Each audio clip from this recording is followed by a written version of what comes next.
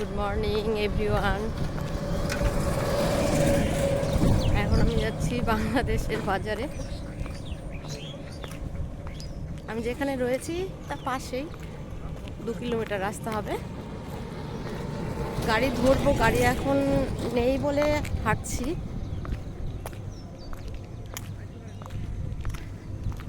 এখনো গাড়ি দেখা যাচ্ছে না আসছে।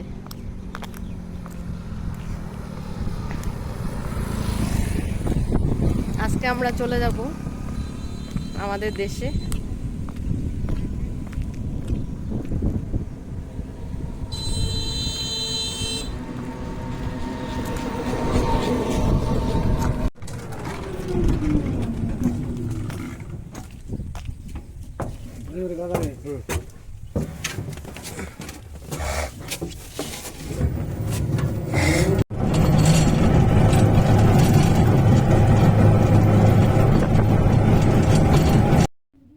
আমাদের বাসের টিকিট হলো অনেক রাতে, আর রাস্তায় টিফিন করার জন্য কিছু খাবার কিনে নিচ্ছি। যেহেতু সারা রাত বাস চলবে, সে পৌঁছাতে পৌঁছাতে ভোরবেলায়।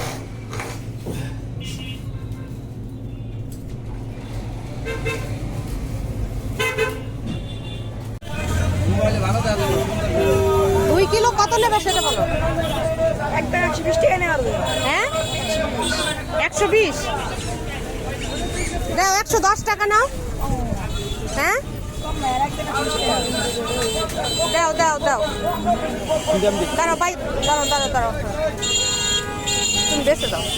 কলা দাও আমার হাতে দাও।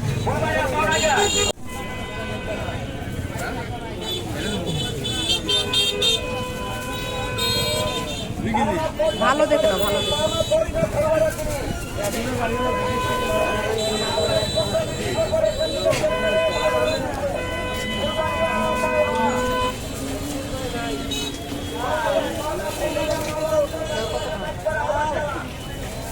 বেশি হয়েছে?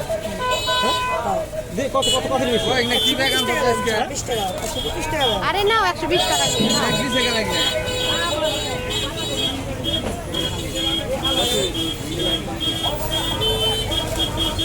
দাও আমার হাতে দাও। এই যে নিয়ে নিলাম এখানে 2 কিলো পেয়ারা। 6টা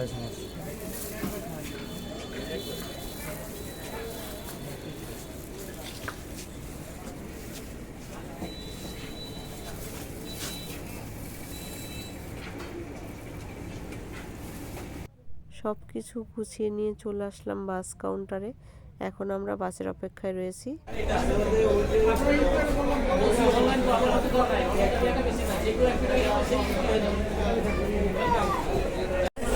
রাত 11টায় অপেক্ষা করছি।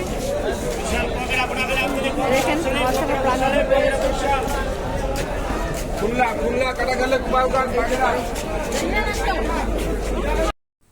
রাতে ঢাকা শহরটা দেখতে খুব সুন্দর লাগছিল, আর ঠিক টাইম মতো বাস চলে এসেছে। আমরা বাসে উঠে পড়লাম।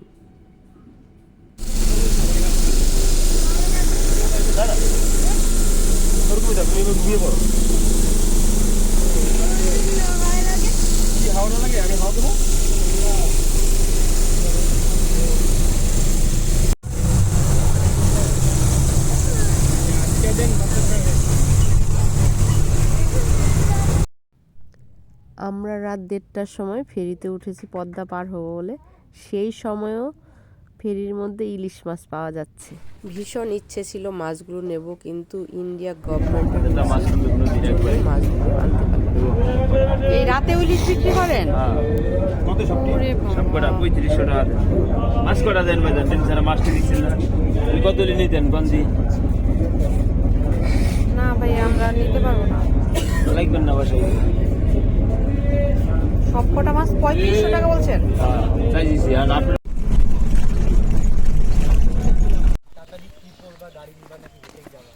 না না, গাড়ি নিতে হবে, গাড়ি ছাড়া যাওয়া যাবে না।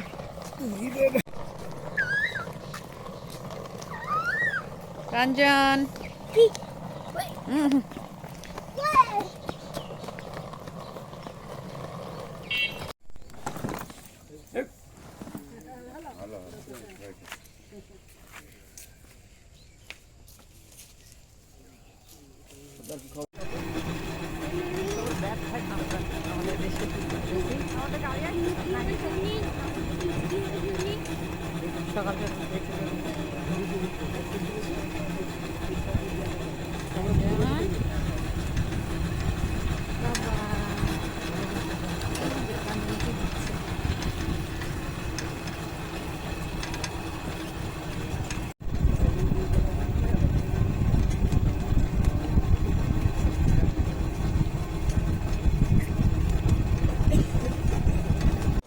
গেদে বর্ডারে চলে এসেছি,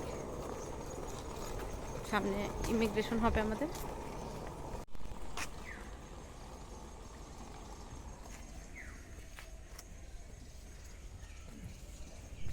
তো ফাইনালি আমাদের ইমিগ্রেশন কমপ্লিট হলো। আমরা বাড়ি যাব বলে ট্রেনের অপেক্ষায় বসে আছি। ট্রেনে উঠে পড়েছি আমরা, এখন সবাই খুব ক্লান্ত। দেখা হচ্ছে পরের ব্লগে। আপনারা সবাই ভালো থাকবেন, সুস্থ থাকবেন।